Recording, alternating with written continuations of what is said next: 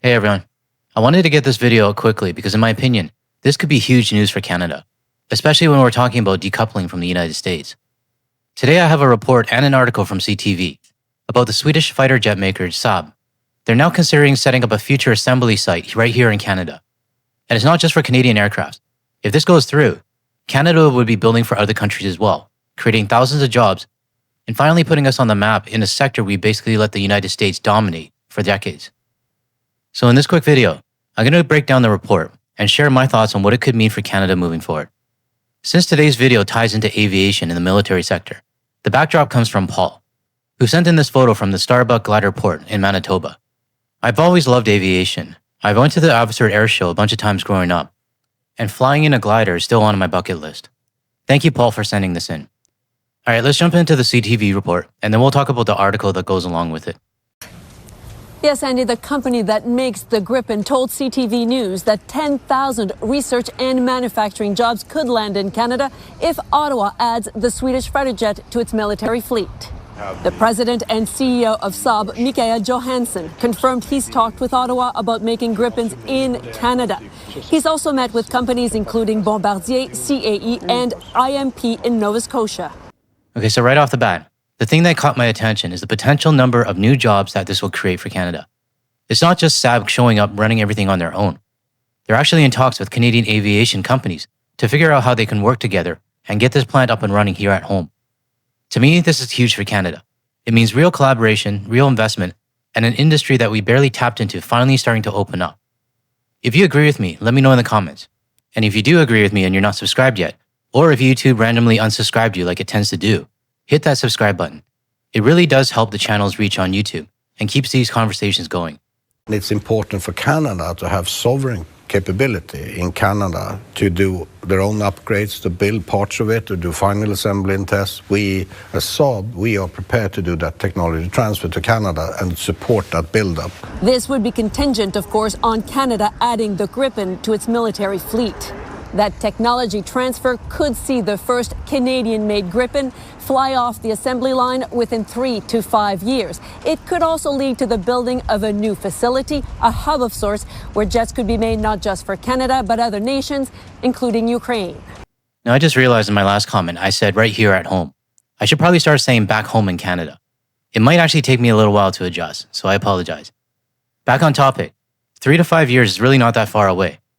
And the fact that Canada could be building jets for other countries, including the Ukraine, means long-term contracts and long-term stability for our own country. Now, I know this is probably going to piss off the orange spray tan guy in the White House, but at this point, do we really need to continue appeasing the United States and making them happy? Let me know in the comments below. It makes sense to have a big footprint in Canada together with Canadian industry. So it's absolutely a benefit for us to do that. Canada has already committed to buying made in the U.S. F-35s with an option to scale up to 88.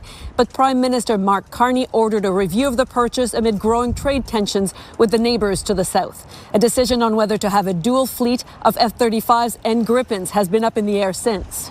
A large delegation from Sweden, led by the King and Queen of this country here, is headed to Canada next week with the aim of strengthening ties. Johansson is also making the trip, which is making a stop at Bombardier.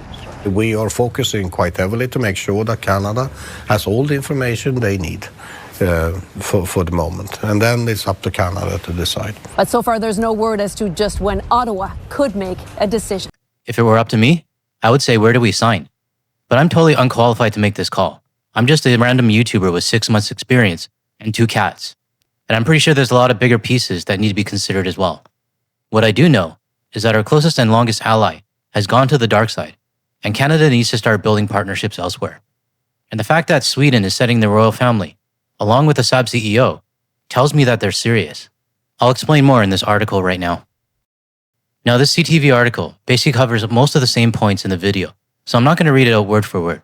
Instead, I'm going to walk you through it and give my take. Our whole plan has always been to get the F-35s from Lockheed Martin.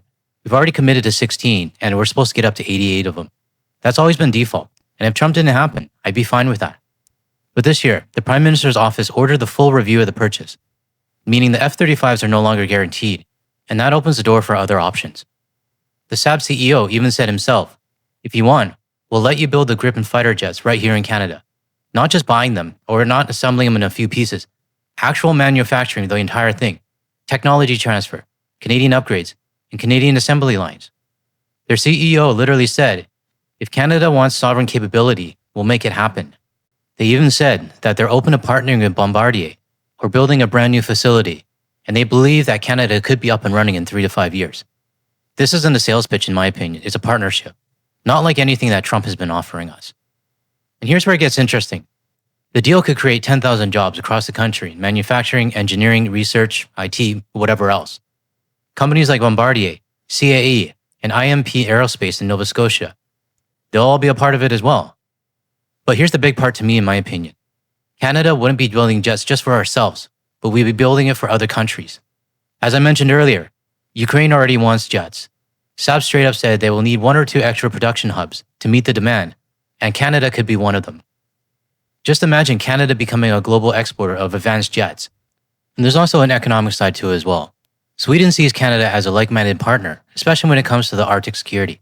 We're both northern nations with similar challenges. Sweden doesn't have the manpower, and they may not have the land to scale the production that they need. Canada, we have the space, the industry, and the workforce. In my opinion, it actually makes sense. And right now, the King and Queen of Sweden and the entire Saab leadership team are heading to Ottawa and Montreal, pushing to strengthen this partnership.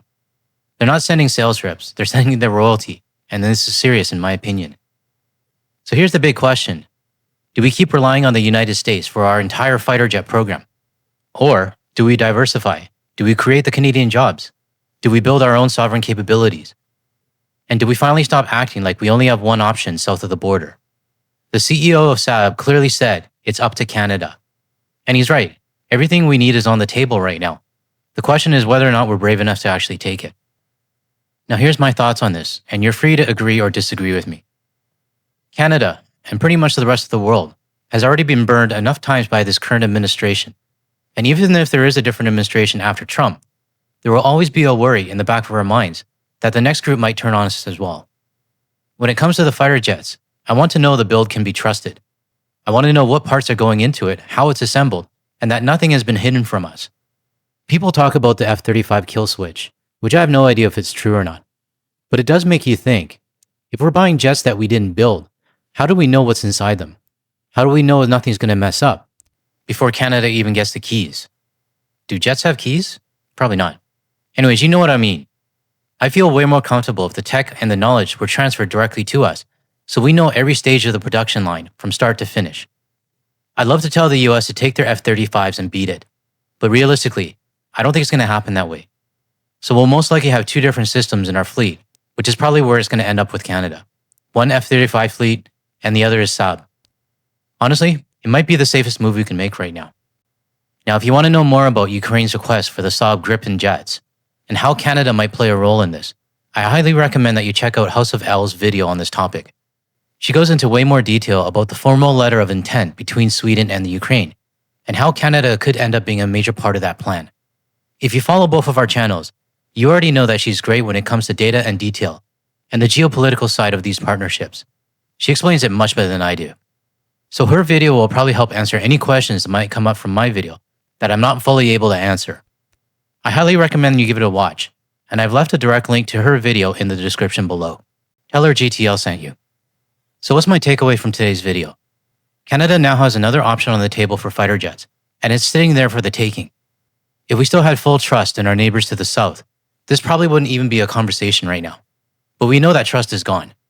It's time for Canada to stop relying on the United States and start becoming more independent with countries we can actually trust. Yeah, it's going to piss off the orange guy. He got mad over a commercial. Let's not forget that. So imagine how angry he'll get when Canada signs a partnership with Sweden, or even South Korea or Germany when it comes to the submarines. Breakups are rarely clean. There's always one side that wants to stay angry, and Canada has to do what Canada needs to do. If you found this video helpful, hit the like and subscribe button to get this message out to more people, and share it with your friends and family. And if you're still here and you want to see more of my videos, check out the ones that are showing up on your screen now. Thanks for watching, and I'll see you in the next one.